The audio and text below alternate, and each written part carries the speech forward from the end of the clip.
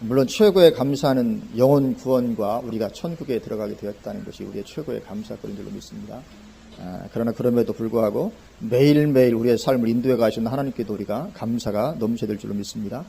한 해를 돌아보면서도 우리는 감사해야 될 줄로 믿습니다. 하나님께서 올해 우리를 최선의 길로 인도하셨는 줄로 믿습니다. 그것은 우리의 믿음이 되어야 됩니다.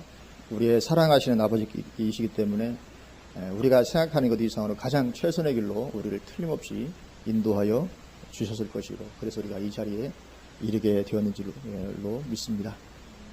그리고 우리가 그렇게 감사하면, 감사는 하나님의 마음을 감동시키는 능력이 있는 줄로 믿습니다. 우리가 감사하면 감사는 하나님의 마음을 감동시키고 움직이게 되고, 그래서 더 놀라운 은혜와 축복 가운데를 이끌게 될 줄로 믿습니다. 그리고 또 한편으로 추수감사주일은 한 해의 종말을 바라보게 되는 시점이기도 하죠. 한 해의 종말. 그 해로 따지면 한 해의 이제 종말을 향해서 이제 마지막 이렇게 종말을 바라보는. 그래서 이제 추수감사주일이 지나고 나면 이제 한 해를 잘 마무리하는 그런 이제 시기만 남아 있는 거죠. 그리고 한 해의 종말을 바라보게 되는 시점은 또한 역사의 종말을 바라보기에도 가장 적합한 때지요.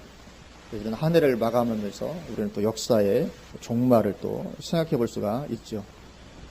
그리고 종말을 바라볼 수 있다는 것은 시편 90편 모세의 기도에 나오는 것처럼 우리에게 인생의 지혜를 가져다 줍니다. 우리의 날을 계수할 수 있다면 그것은 우리에게 지혜를 가져다 준다, 그렇게 말씀을 하고 있죠. 그래서 이 한 해의 종말처럼 역사의 종말도 반드시 있게 됩니다. 그리고 역사의 종말에는 우리 그리스도인들의 대적인 적그리스도 도성인 큰 성 바벨론이 멸망하게 되는 때죠. 그리고 우리는 영원한 승리를 거두게 되는 때, 그때가 역사의 종말의 때입니다. 그래서 오늘도 우리가 그 역사의 종말을 또 바라보면서 우리가 한 해의 감사와 더불어서 영원한 승리를 얻게 하심에 대한 감사도 더불어 넘치게 되시기를 주님의 이름으로 축원을 드립니다. 한 해도 감사하지만 또 영원한 승리를 얻게 하시는 주님께 우리가 또 무한히 감사할 수 있는 줄로 믿습니다. 그래서 하나님께 감사가 나올 수 있다면 그 신앙은 건강한 신앙인 줄로 믿습니다. 오늘 본문은 이스라엘을 점령하고 그 백성들을 포로로 붙잡아갔던 바벨론의 멸망에 대한 말씀입니다. 오늘 본문이 바벨론 멸망에 대한 말씀인데, 역사의 종말에서도 큰 성 바벨론이 멸망을 하게 되죠. 그래서 오늘 말씀이 참 의미가 있다, 그런 생각을 해보게 됩니다.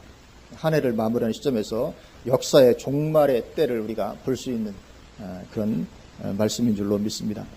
그래서 이 바벨론의 멸망은 오늘 본문에 나오는 구약 이스라엘 백성들을 포로로 붙잡아왔던 이 바벨론의 멸망은 한편으로는 마지막 종말의 때에 적그리스도 왕국인 큰 성 바벨론의 멸망, 이 큰 성 바벨론 멸망에 대한 예표로 주어져 있기도 한 것입니다.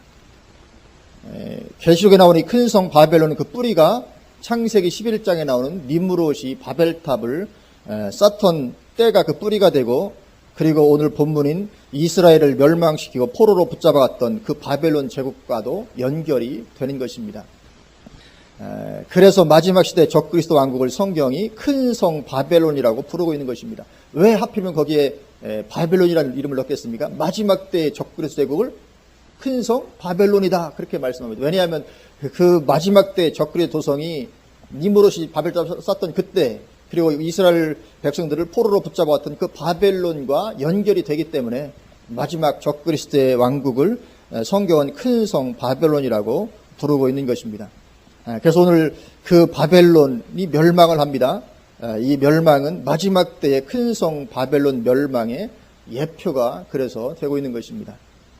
그래서 오늘 본문에 나오는 바벨론 멸망의 이유, 그리고 바벨론 멸망의 모습을 보면 계시록에 나오는 큰 성 바벨론의 멸망의 이유, 그리고 멸망의 모습과 얼마나 똑같은지 모릅니다. 너무너무 똑같습니다. 계시록에 나오는 큰 성 바벨론의 모습과 오늘 본문이 얼마나 어찌 똑같은지. 왜냐하면 예표로 주어진 것이기 때문에 똑같을 수밖에 없는 거죠. 그래서 우리는 오늘 본문을 통해서 마지막 때의 모습을 더욱더 우리가 확신 있게 그려볼 수 있게 되는 줄로 믿습니다. 그래서 이 한 해의 종말을 앞두고 있는 추수감사주일에 역사의 종말을 바라보며 영원한 감사도 우리에게 또한 넘치게 될 수 있기를 주님으로 축원을 드립니다. 오늘 본문 1절부터 5절은 바벨론은 반드시 멸망하고 수치를 당하게 될 것임을 말씀하고 있습니다. 1절부터 보면 처녀딸 바벨론이여 내려와서 티끌에 앉으라. 엄청난 바벨론인데 이제 내려와라 그거죠. 내려와서 티끌에 앉으라. 망할 거라는 거죠. 딸 갈대하여, 뭐 갈대아나 바벨론이나 같은 말입니다. 딸 갈대하여 보좌가 없어졌으니 땅에 앉으라.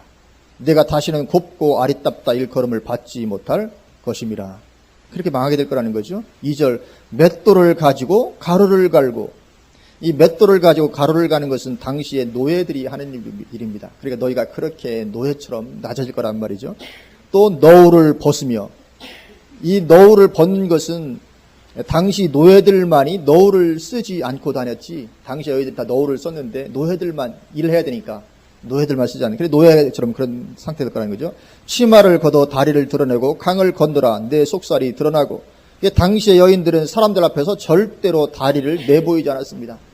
오늘날은 여인들이 다리를 내보이고 걷는 것이 유행이 됐는데, 과거에는 절대로 큰 수치력이었기 때문에 절대로 그렇게 다리를 내보이지 않았는데, 바벨을 향해서 이제는 네가 다리를 드러내게 될 것이다.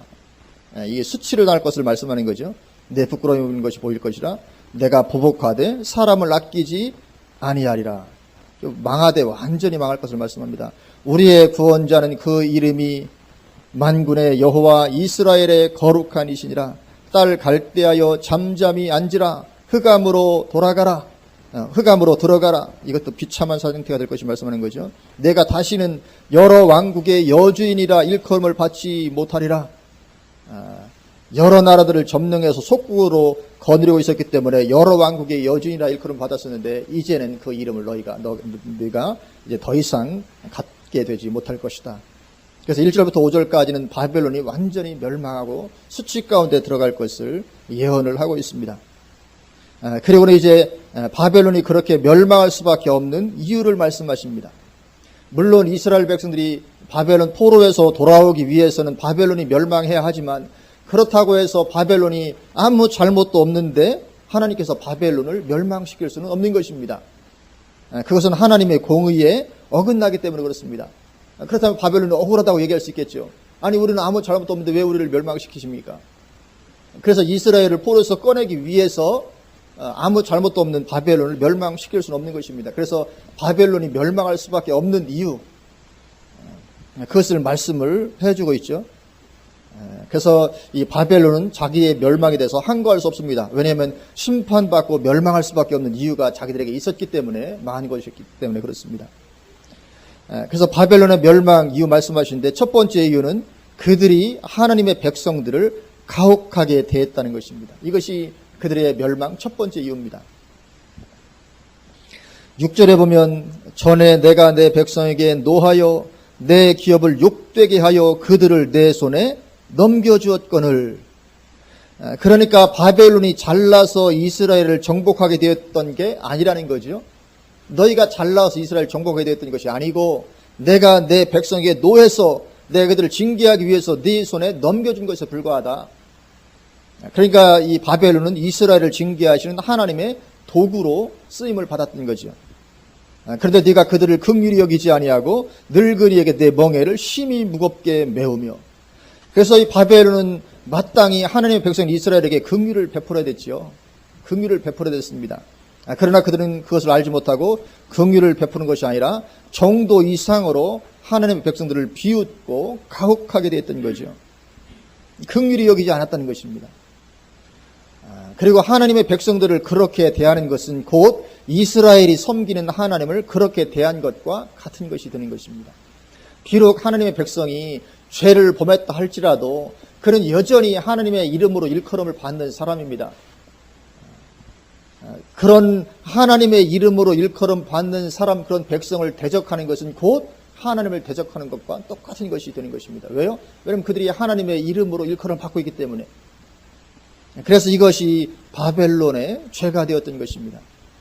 하나님은 하나님의 백성들을 하나님과 동일시 하시는 줄로 믿습니다. 하나님은 하나님의 백성들과 하나님을 동일시 하십니다. 그래서 하나님의 백성들을 대적하는 것을 하나님은 하나님을 대적하는 것으로 여기십니다.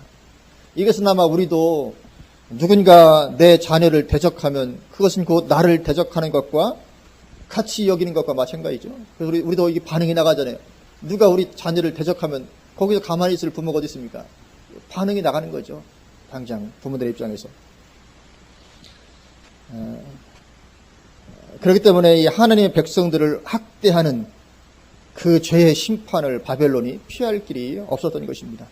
그래서 바벨론이 멸망하는 심판을 받게 되었던 것이죠. 우리가 바로 그런 존재인 줄로 믿습니다. 하나님께서 하나님과 동일시하는 하나님의 자녀가 우리인 줄로 믿습니다. 그래서 우리는 그러한 하나님의 자녀라는 자부심을 우리가 가져야 될 줄로 믿습니다. 우리는 자부심이 있어야 됩니다. 예수 믿는다는 것이 그저 눈치 보고 주눅 들고 사람들을 피해 다니고 그럴 것이 전혀 아닙니다. 사람들이 혹시 내가 예수 믿는다는 거 알까봐 감추려고 그럴 것이 전혀 아닌 줄로 믿습니다. 우리가 사람들 앞에서 하나님을 부끄러워하면 하나님도 마지막 심판 때 천사들 앞에서 우리를 부끄러워한다고 말씀하시죠. 우리는 자부심이 있어야 될 줄로 믿습니다. 누가 뭐래도 나는 하나님의 자녀다. 하나님께서 함께 하시고 그럴 뿐만 아니라 하나님께서 나와 동일시 해주시는 이건 엄청난 은혜를 입은 우리들인 줄로 믿습니다. 그래서 누군가 우리를 대적하면 하나님이 그 사람을 대적하게 되는 줄로 믿습니다. 그래서 하나님은 하나님의 백성들을 향해서 너를 축복하는 자에게는 내가 복을 내리고 너를 저주하는 자에게는 내가 저주를 내리겠다고 말씀하는 거죠. 이것은 아브라함에게만 그런 것이 아닙니다. 아브라함의 믿음을 따라 동일한 후사가 된 우리 모두에게 하시는 말씀이죠. 너를 축복하는 자에게 내가 복을 내리고 너를 저주하는 자에게 내가 저주하겠다. 그것이 우리의 위치인 줄로 믿습니다. 우리에게 주어진 영적인 축복이자 특권인 것이죠. 실제로 그렇게 되는 줄로 믿습니다. 그래서 우리 입장에서는 다른 사람들이 나를 축복하고 해야 자기가 유익이지만 또 우리 입장에서는 나도 다른 성도들을 많이 축복할 수 있기를 주님으로 축원을 드립니다. 왜냐하면 그것이 내게 복으로 돌아오기 때문에 그렇습니다. 내가 축복하면 그 축복이, 왜냐하면 다른 사람들 하나님의 자녀들이니까요. 하나님의 자녀들을 축복하면 그 축복이 나에게 그대로 또 돌아오게 되는 줄로 믿습니다. 그래서 마태복음 10장에도 유사한 말씀이 나옵니다. 마태복음 10장 40절부터 보면 이렇게 말씀합니다. 너희를 영접하는 자는 나를 영접하는 것이요. 예수님 말씀입니다. 하나님의 백성, 하나님의 자녀인 너희를 영접하는 자는 나를 영접하는 것이다. 그렇게 말씀합니다. 동일시하시는 거죠. 그래서 누군가 하나님의 사람들, 그리스도를 영접하면 그것도 하나님을 영접하는, 예수님을 대접하는, 여기 영접은 뭐 구원받은 그런 영접이 아니죠. 무슨 대접하고 섬기는 그런 걸 말하는 거죠. 그렇게 받아들여주면 결국은 나를 그렇게 하는 것이다. 나를 영접하는 자는 나를 보내신 이를 영접하는 것이니라. 선지자의 이름으로 선지자를 영접하는 자는 선지자의 상을 받을 것이요. 예수님의 말씀이 틀림없을 줄로 믿습니다. 저 사람이 선지자입니다. 그래서 내가 선지자이기 때문에 내가 그를 영접하면 내가 선지자의 상을 받을 것이다. 내가 분명히 선지자가 아닌데 하나님의 선지자인 줄을 내가 알아보고 그래서 내가 그를 영접하면 나도 선지자의 상을 받을 것이다. 이거 구약이 아니라 지금 예수님 이름 말씀하는 거죠. 또 의인의 이름으로 의인을 영접하는 자는 의인의 상을 받을 것이요. 또 누구든지 제자의 이름으로 이 작은 자 하나에게 냉수 한 그릇이라도 주는 자는 내가 진실로 너희에게 이르노니 그 사람이 결단코 상을 잃지 아니하리라 하시니라. 아멘. 굉장히 강조하시는 것입니다. 냉수 한 그릇이라도. 또 누구든지 제자의 이름으로 이 작은 자 하나에게, 그래 이 작은 자는 뭐 세상에서 별 볼 일 없는 그런 사람들한테 냉수 한 그릇 준 것이 기억된다 그런 말이 아닙니다. 여기 작은 자는 예수님의 제자를 가리킨 것입니다. 제자를 그렇게 부르는 거죠. 그러니까 누구든지 제자의 이름으로 이 작은 자를, 지금 제자의 이름으로 제자를 대접하는 것입니다. 그러면 그것이 얼마나 귀중한 것인지 냉수 한 그릇이라도 하나님 주님의 제자들에게 대접하는 자는 그 상을 결단코 잃어버리지 아니할 것이다. 그렇게 말씀하고 있는 것을 보게 됩니다. 그래서 우리가 이 섬기는 축복도 누릴 수 있기를 주님의 이름으로 축원을 드립니다. 반드시 그 복이 나에게 돌아옵니다. 그 사람이 하나님의 사람이기 때문에 내가 그를 축복해주고 영접하고 섬기면 반드시 그 축복이 나에게 또는 후대까지 그렇게 이어지게 되는 줄로 믿습니다. 사실 그런 간증들도 꽤 우리가 종종 듣게 되죠. 그래서 내가 하나님의 사람들에게 행하는 그대로 내가 복을 받든지 저주를 받든지 하게 되어 있습니다. 그래서 우리는 절대로 하나님의 사람들 향해서 저주하지 마시기를 주님의 이름으로 부탁을 드립니다. 그 사람이 어떤 성도가 또는 뭐 목회자도 마찬가지고 좀 형편없다고 하더라도 절대로 저주하지 마시기 바랍니다. 그 저주가 나에게 돌아올 것입니다. 왜냐하면 그가 죄를 지었다 할지라도 여전히 주님의 이름으로 일컬음을 받는 사람이기 때문에, 그래서 우리는 저주할 것이 아니라 축복해야 될 줄로 믿습니다. 그러면 하나님께서 복으로 우리에게 돌아오게 해줄 줄로 믿습니다. 그래서 기생 라합이 여리고성이 멸망하는 가운데서도 온 가족이 구원받고 그리고 본인은 메시아의 족보에까지 이름이 오르는 그런 엄청난 복을 받았던 것이죠. 왜냐하면 하나님의 백성들을 알아보고 도와줬기 때문에 그렇습니다. 하나님의 백성들을 알아보고 이 기생 라합의 이 섬김은 사실은 생명 걸고 도와줬던 것이거든요. 왜냐하면 그것이 발각되면 무엇입니까? 적군을 숨겨주었다. 발각되면 뭡니까? 이건 대역죄인이잖아요. 아마 어쩌면 온 가족뿐만 아니라 우리나라 같은 삼족을 멸하는 어떤 그런 화를 당할지 모릅니다. 그러니까 생명 걸고 도와준 것입니다. 왜요? 그들이 하나님의 백성이니까. 그래서 그 일이 엄청난 축복으로 돌아오게 되었던 것이죠. 메시아의 족보에까지 이름이 올라가는. 그래서 이 하나님의 사람, 하나님의 백성들을 축복하는 자에게는 하나님께서 놀랍게 그렇게 복을 주시고, 그리고 우리 그리스도인들이 바로 그런 존재인 줄로 믿습니다. 우리는 실로 복의 근원인 것입니다. 그래서 우리가 그런 자부심을 가져야 될 줄로 믿습니다. 나는 복의 근원이다. 물론 교만해서는 안 되지만 자부심이 있어야 되죠. 우리 그리스도인들이 정말 자부심을 가져야 됩니다. 세상에서 우리가 위축될 것이 아니라 정말 자부심을 가지고 나는 하나님의 사람이라는 그런 자부심을 가지고 우리가 살아야 될 줄로 믿습니다. 그런데 바벨론이 감히 그런 하나님의 사람들을, 하나님의 백성들을 가혹하게 대한 것이죠. 그러니 어떻게 되겠습니까? 그 결말이. 그들이 비록 죄 때문에 바벨론에 붙임바 되었지만 그럼에도 여전히 하나님의 이름으로 일컬음을 받는 하나님의 백성들인데 그들을 가혹하게 되었으니까 그 가혹한 것이 그대로 바벨론에게 임할 수밖에 없는 것입니다. 그러니 심판을 그들이 피할 수가 없게 되는 거죠. 그런데 마지막 종말의 적그리스도 제국인 큰 성 바벨론 역시 똑같이 행합니다. 하나님의 성도들을 하나님께서 잠시 그들에게 붙이셨는데 대단히 가혹하게 대하는 거죠. 계시록 13장 5절에 보면 또 짐승이 과장되고 신성 모독을 말하는 입을 받고 또 42달 동안 일할 권세를 받으니라. 이 권세를 받습니다. 짐승 적그리스도가 권세를 받습니다. 하나님께서 허락하시지 않으시면 42달, 이 후 3년 반인데요. 42달 동안 일할 권세를 받을 수가 없는 거죠. 하나님께서 그 권세를 그에게 허락하신 것입니다. 적그리스도에게. 다른 말로 하면 성도들을 붙이신 거죠. 그에게 붙이신 것입니다. 허락하신 거죠. 그래서 그는 성도와 싸워 이기게 됩니다. 계시록 13장 6절 7절 보면 짐승이 입을 벌려 하나님을 향하여 비방하되 그의 이름과 그의 장막 곧 하늘에 사는 자들을 비방하더라. 또 권세를 받아 성도들과 싸워 이기게 되고 각 족속과 백성과 방언과 나라를 다스리는 권세를 받으니, 이 권세를 하나님께서 주십니다. 적그리스도 제국에게. 그렇지 않으면 절대로 이 성도들과 싸워 이기게 될 수가 없는 것입니다. 가능한 것이 아니라 하나님께서 그런 권세를 주신 것입니다. 붙이신 거죠. 그런데 이 마지막 적그리스도 제국의 큰 성 바벨론도 그 권세를 가지고 하나님의 성도들에게 무자비하게 행하는 것입니다. 오늘 본문 바벨론 그랬듯이 계시록 13장 10절에 보면 사로잡힐 자는 사로잡혀갈 것이요 칼에 죽을 자는 마땅히 칼에 죽을 것이니 성도들의 인내와 믿음이 여기 있느니라. 그렇게 사로잡아가고 칼에 죽이고 온갖 고문과 악행을 저지르는 거죠. 하나님의 성도들에게 그렇게 무자비하게 행하니까 심판을 받지 않을 수가 없는 것입니다. 그래서 마지막 적그리스도 제국인 바벨론, 큰 성 바벨론을 심판하실 이유가 분명히 있습니다. 왜냐하면 하나님의 성도들을 그렇게 가혹하게 되어 있기 때문에 그 죄 하나만으로도 마지막 제국을 얼마든지 하나님께서 심판하실 근거가 되는 것이죠. 그래서 계시록 16장 6절을 보면, 계시록 16장 6절과 7절을 보면 이렇게 말씀합니다. 그들이 성도들과 선지자들의 피를 흘렸으므로 그들에게 피를 마시게 하신 것이 합당하니이다 하더라. 또 내가 들으니 제단이 말하기를 그러하다.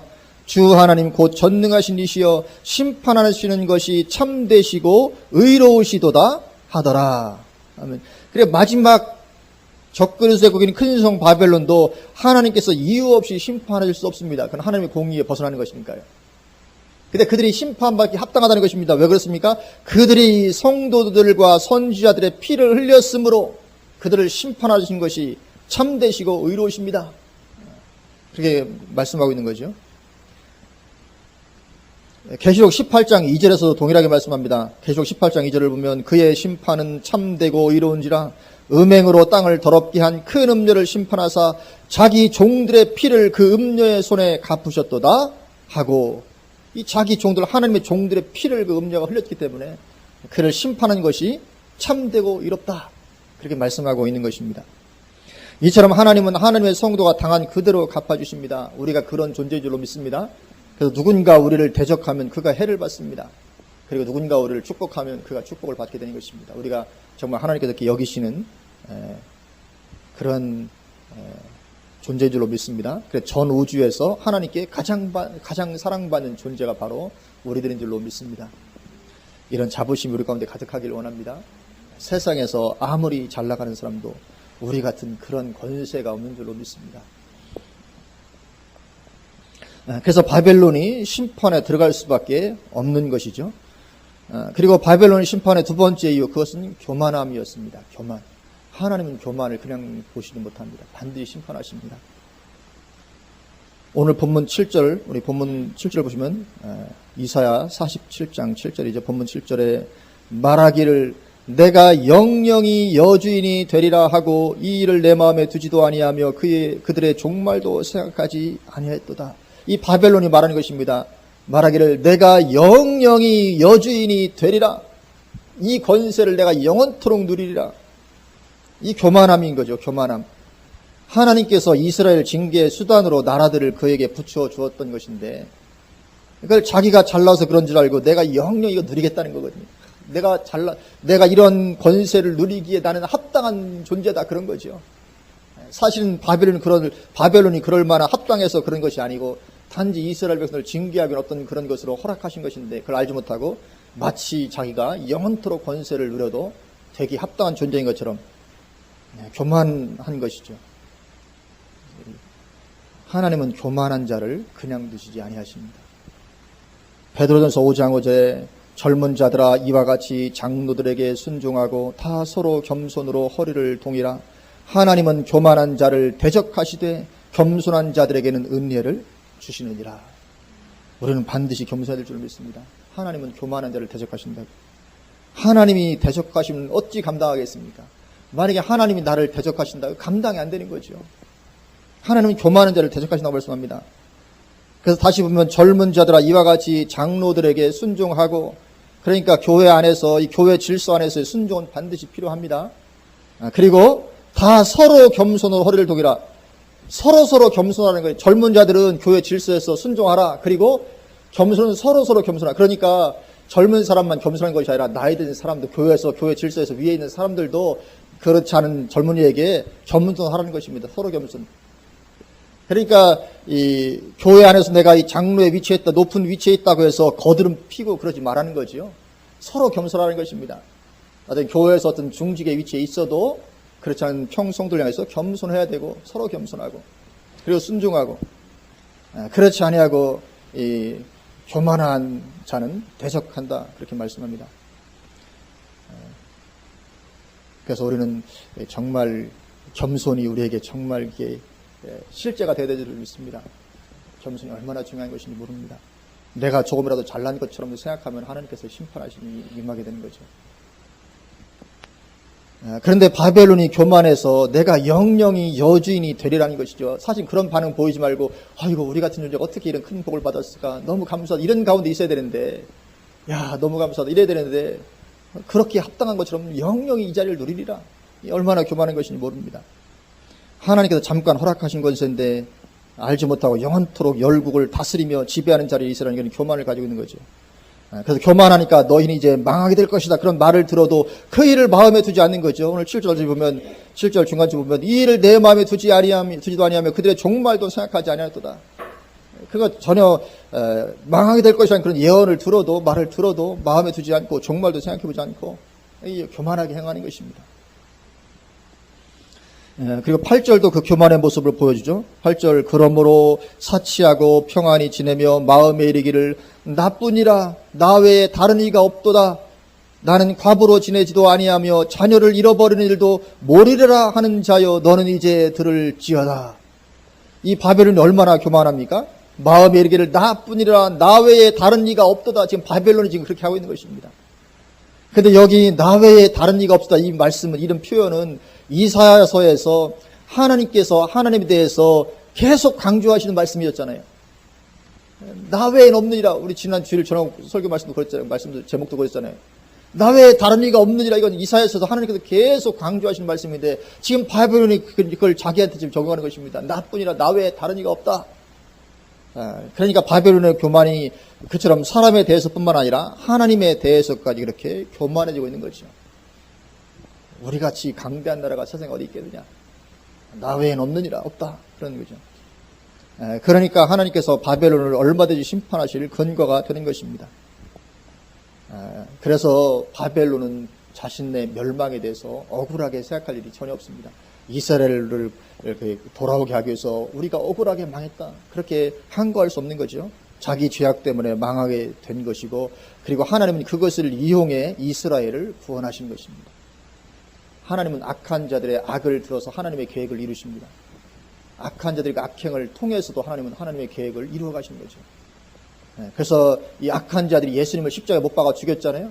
그럼 하나님은 그들의 악행을 통해서 하나님의 구원 역사를 이루어 가시는 것이죠. 그것이 하나님의 놀라운 전능하신 하나님의 능력이죠.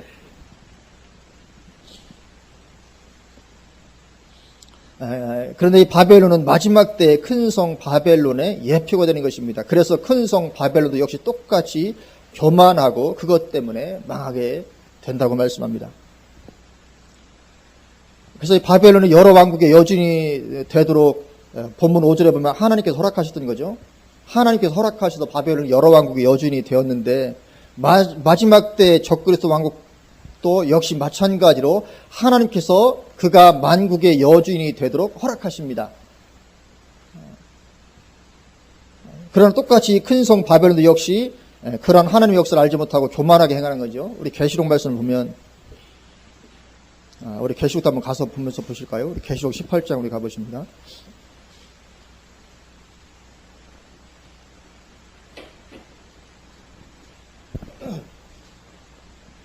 계시록 18장 7절입니다. 그가 얼마나 자기를 영화롭게 하였으며 사치하였든지 그만큼 고통과 애통으로 갚아주라. 그가 마음에 말하기를 나는 여왕으로 앉은 자요. 이게 누가 하는 말입니까? 마지막 적그리스도 왕국 큰 성 바벨론이 나는 여왕으로 앉은 자다. 과부가 아니라 결단코 애통함을 당하지 아니하리라. 오늘 본문 바벨론이라고 똑같잖아요. 지금 똑같습니다. 그래서 오늘 본문 7절에서 바벨론은 내가 영영이 여주인이 되리라 말했던 것처럼 똑같이 나는 여왕으로 앉은 자의 결단코 애통함을 내가 당하지 아니하리라.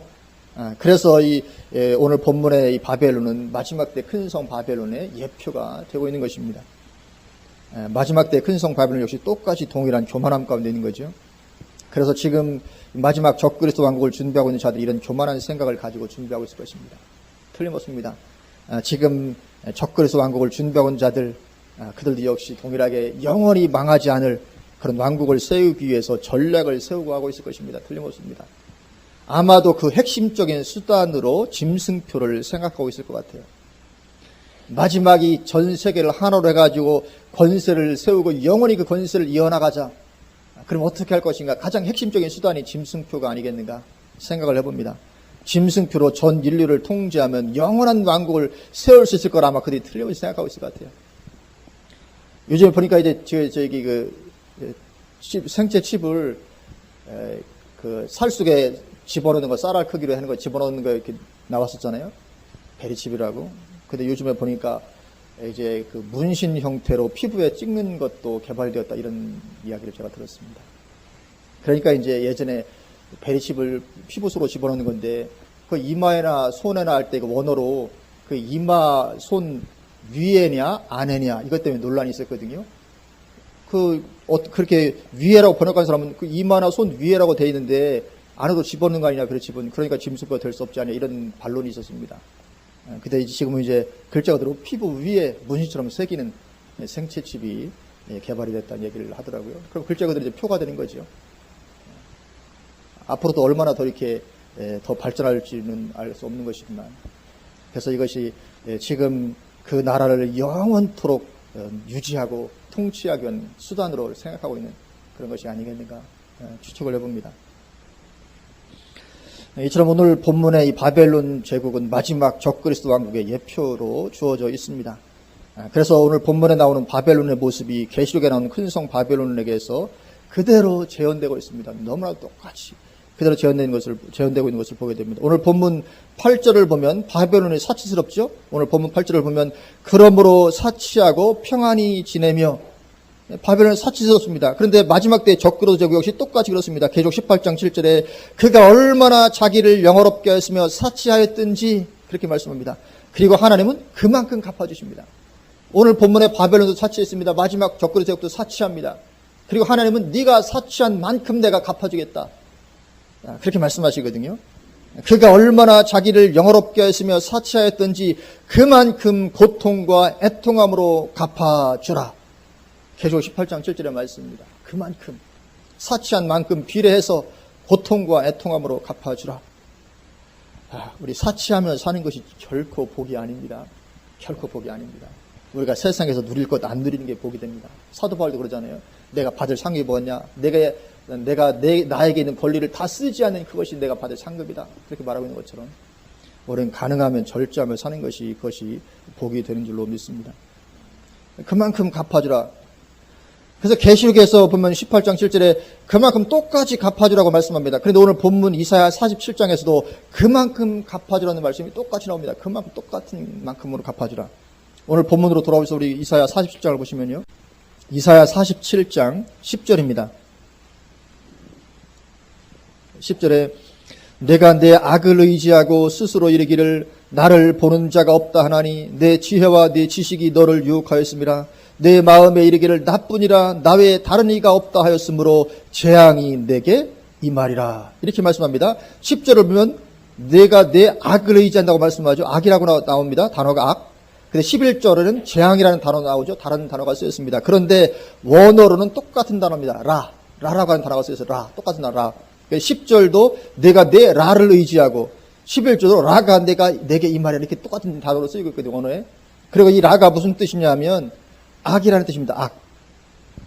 그러니까 이것을 더 정확히 번역하면 내가 그렇게 내 악을 의지했던 것처럼 그대로 똑같이 그 악이 너에게 임하게 하겠다. 그래서 11절은 더 정확히 번역하자면 악이 내게 임하리라. 그렇게 번역을 하면 훨씬 더 정확한 번역입니다. 네가 그렇게 악을 의지하고 그렇게 행했지? 똑같은 그 악으로 너에게 임하게 하겠다. 지금 그렇게 말씀하고 있는 것입니다. 그래서 계시록에서처럼 그만큼 똑같이 갚아주시는 하나님의 심판이 임하게 될 것이다. 그렇게 말씀하고 있는 거죠. 그래서 이 큰 성 바벨론을 오늘 본문의 바벨론 제국이 그대로 예표하고 있는 것이죠. 그리고 바벨론 제국의 멸망은 한날에 갑자기 임하게 됩니다.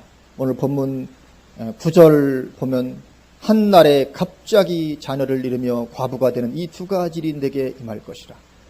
바벨론 제국의 멸망이 한날에 갑자기 임합니다. 이스라엘을 포로로 붙잡았던 바벨론이 힘이 서서히 약해져서 그냥 이렇게 서서히 무너진 게 아닙니다. 강대했었는데 하루아침에 갑자기 무너집니다. 페르시아 제국의 침입에 그냥 하루아침에 그냥 너무나도 쉽게 그냥 성이 함락이 되어 버리고 말거든요. 그리고 이 마지막 적그리스 제국 역시 마찬가지로 똑같이 갑자기 망하게 됩니다. 계시록 18장 8절 그러므로 하루 동안에 그 재앙들이 이르리니 곧 사망과 애통함과 흉년이라. 그가 또한 불에 살라지리니 그를 심판하시는 주 하나님은 강하신 자이심이라. 아멘. 마지막 적그리스 제국인 큰 성 바벨론도 하루아침에 망하게 됩니다. 그래서 우리가 이런 환란 가운데 들어갔을 때 그 큰 성 바벨론이 서서히 망하지 않습니다. 도대체 이 환란이 언제 끝나게 될까? 너무 고통스럽게 있는데 갑자기 하루아침에 그냥 끝! 이런 일이 벌어진다는 것이죠. 그리고 계시록 18장에서는 큰 성 바벨론의 이 갑작스러운 멸망을 몇 번 더 언급합니다. 계시록 18장 10절에 그의 고통을 무서워하여 멀리 있어서 이르되 화이또다 화이또다 큰 성 견고한 성 바벨론이여 한 시간에 내 심판이 이르렀다 하리로다. 또 17절에 그러한 두가 한 시간에 망하였도다. 또 19절에 티끌을 자기 머리에 뿌리고 울며 애통하여 외쳐 이르라 화이또다 화이또다 이 큰 성이여 바다에서 배 부리는 모든 자들이 너의 보배로운 상품으로 취부했더니 한 시간에 망하였도다. 마지막 적그리스 제국이 갑작스럽게 망하게 됩니다. 하나님 그렇게 심판하십니다. 똑같죠. 오늘 본문의 적그리스도 제국도 하루아침에 망할 것이다. 마지막 적그리스도 제국도 하루아침에 망할 것이다. 그렇게 말씀하고 있습니다. 그래도 오늘 본문을 보면 바벨론 제국은 주술과 주문의 본고장으로 이 귀신적인 것들로 가득했던 것을 보여줍니다. 오늘 본문 9절에 한날에 갑자기 자녀를 잃으며 과부가 되는 이 두 가지 일이 내게 임할 것이라. 내가 무수한 주술과 많은 주문을 빌릴지라도 이 일이 온전히 내게 임하리라. 그러니까 이 바벨론 제국은 온통 이 우상과 이 귀신적인 것들로 가득해서 무수한 주문, 그런 어려움을 당하면 주술을 외우고 주문하는 그런 제국이었죠. 우상숭배가 만연한, 우상행위 만연한, 왕의 이름부터도 우상의 이름을 따서 왕의 이름을 벨사살, 그죠? 느부갓네살 할 정도로. 그래도 마찬가지로 큰 성 바벨론의 모습도 그러합니다. 계시록 18장 2절에 힘찬 음성으로 외쳐 이르되 무너졌도다 무너졌도다 큰 성 바벨론이여 귀신의 처소와 각종 더러운 영이 모이는 곳과 각종 더럽고 가증한 새들이 모이는 곳이 되었도다. 그러니까 마지막 적그리스도 제국이 얼마나 귀신적인 것들로 가득한지 모릅니다. 귀신적인 걸로 가득합니다. 그리고 여기 각종 더러운 영들은 사실은 한 통속이죠. 각종 더러운 영이지만 사실은 한 편입니다. 다 사탄의 세력이죠. 그래서 마지막 때의 적그리스도 제국은 사탄 루시퍼를 하나님으로 섬기는 제국이 되게 됩니다. 그들은 루시퍼를, 사탄을 하나님으로 섬깁니다. 지금도 사탄교 믿는 사람들이 꽤 있죠. 그들은 성경이 왜곡되었고 사실은 루시퍼가 하나님이다. 지금 그들은 그렇게 믿고 있는 것이죠.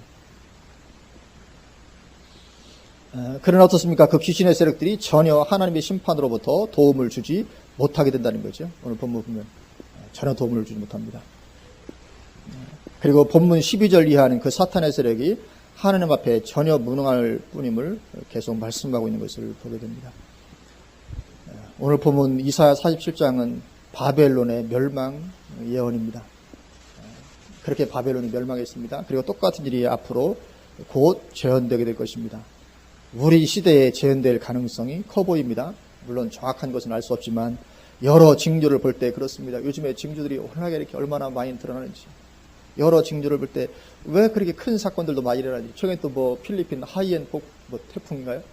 전무후무한, 어떻게 바람이 시속 379km로 불 수 있을까? 이 상상을 초월하는 그런 일들이 벌어지고 있습니다. 과거에는 전혀 듣도 못했던 기상과학사상 처음으로 그런 바람이 불었다는 거 아닙니까? 그래서 뭐 처음에는 12,000명이 죽었다고 하더니 또 2,000명이 죽었다고 하고 엄청난 일들이, 아마 그것을 초월하는 일들이 계속 발생할 거라고요. 틀림없습니다. 이 방사능 문제도 그렇고. 그래서 여러 징조를 볼 때 이 때가 점점 다가오고 우리 시대에 이런 일들이, 오늘 본문의 바벨론 제국의 역사가 우리 시대에 재현될 가능성이 아주 커 보이는 그런 시대를 우리가 살고 있습니다. 그러나 하나님은 우리에게 미리 알려주신 하나님이십니다. 우리로 하여금 준비되게 하시고 넉넉하게 우리가 승리하게 하신 줄로 믿습니다. 그래서 우리는 확신과 감사가 넘쳐야 될 줄로 믿습니다. 그래서 우리는 오늘 추수감사주의를 지나면서 한 해의 종말 우리가 바라보고 있습니다. 한 해의 종말을 바라보면서 우리가 확신과 감사, 정말 올 한 해 우리가 정말 감사해야 될 줄로 믿습니다. 정말 감사하면서 마지막 남은 기간들을 우리가 잘 마무리할 수 있어야 되겠고요. 우리가 감사해야 또 감사할 일들이 계속 허락될 줄로 믿습니다. 감사하는 자에게 하나님은 더 큰 은혜를 부어주시기 때문에 그렇죠. 그래서 하나님께서 지켜주셔서 여기까지 이르게 되는 줄로 믿습니다. 그래서 하나님 향한 감사, 그리고 또 하나님의 자녀됨의 축복에 대한 이 확신도, 이런 자부심, 하나님의 자녀에 대한, 자녀들에게 주시는 이런 축복에 대한 이 확신도 우리에게 넘쳐야 될 줄로 믿습니다. 그 자부심 가지고 우리가 세상을 살아가되 당당하게 승리하는 삶을 살 수 있게 되기를 주님으로 축원을 드립니다. 아멘. 기도하시겠습니다.